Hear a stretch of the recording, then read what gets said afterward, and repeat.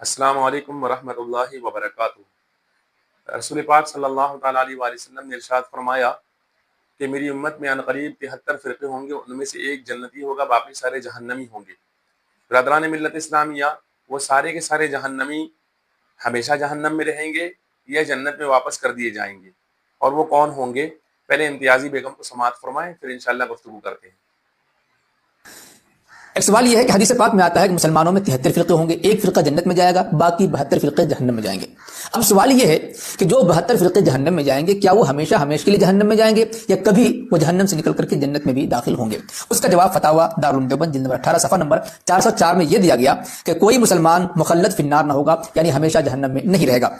इसी तरीके से बाद अजाब बकदरे मासी दाखिल जन्नत होंगे बशर्ते के खात्मा ईमान पर हुआ हो। यानी बहुत से फिरके ऐसे हैं जो सिर्फ चंद मसाइल को लेकर के अलग हुए हैं, उनके अकायद इस्लामी हैं, क्योंकि वो ईमान की हालत में मरे हैं तो गुनाहों की सजा पा करके वो जन्नत में दाखिल होंगे। लेकिन अगर अकायद कुफरिया शिरकिया हों और उसी हालत में मर गए हों तो ऐसी सूरत में वो हमेशा जहन्नम में रहेंगे।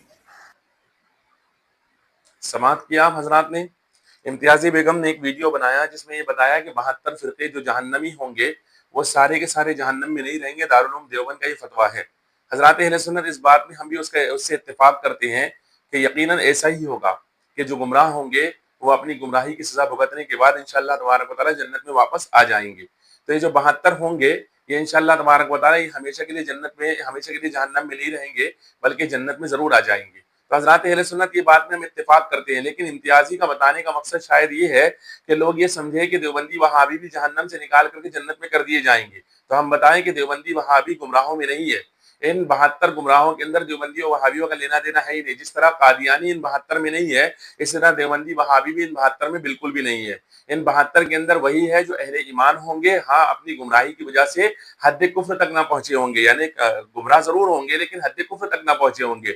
अगर कुफ्र की हद पार कर चुके होंगे तो फिर वो इन गुमराहों में नहीं होंगे, वो बाहर निकल चुके होंगे। इसका एक फॉर एग्जाम्पल आपको समझाता हूँ कि जैसे एक आदमी मुसलमान था, वो ईसाई हो गया, तो अब वो गुमराहों में नहीं रहा बल्कि वो इस्लाम से बाहर निकल गया।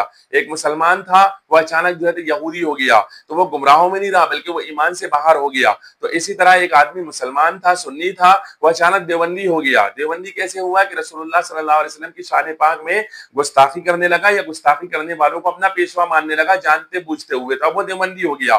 तो ऐसा जो देवबंदी होगा वो कभी भी जन्नत में नहीं आएगा। तो इम्तियाजी बेगम इस वीडियो को चला करके ये ना सोचे कि इम्तियाज जो है तो तुम्हारे लोग जन्नत में चले जाएंगे बाद में, तुम लोग कभी जन्नत में जाने वाले नहीं हो, इसलिए कि तुमने आका करीम सल्लल्लाहु अलैहि वसल्लम की शान पाक में गुस्ताखी की है। तो प्यारे आका सरवर कायनात सल्लल्लाहु अलैहि वसल्लम की शान पाक में जो तुम्हारे उलमाए कराइम ने गुस्ताखी की है, उन गुस्ताखियों से अगर तुम तौबा कर लो और उन किताबों को जला दो, उन किताबों को छापना बंद कर दो और उससे अपनी बरात का इजहार कर दो, तो उम्मीद है कि अल्लाह तबारक व तआला तुम्हें जन्नत अता फरमा दे। और जब तक आका करीम सल्लल्लाहु अलैहि वसल्लम की शान में गुस्ताखी से तुम लोग तौबा नहीं करोगे, तब तक कोई मसला होने वाला नहीं है। तो बिरादरान मिल्लत इस्लामिया, क्योंकि ये हमारा फतवा नहीं है, ये कुरान मुकद्दस का फतवा है कि जो आका करीम सल्लल्लाहु अलैहि वसल्लम की शान में गुस्ताखी करे वो काफिर है, मुसलमान नहीं है। ये किसने कहा? ये अल्लाह तबारक व तआला ने फरमाया है। तो अल्लाह तबारक व तआला जिसको काफिर कह दे, मुसलमान न माने, तो अल्लाह तबारक व तआला उसको जन्नत हरगिज हरगिज हरगिज हरगिज अता नहीं फरमाएगा। तो रमजान मुबारक का मुकद्दस महीना चल रहा है।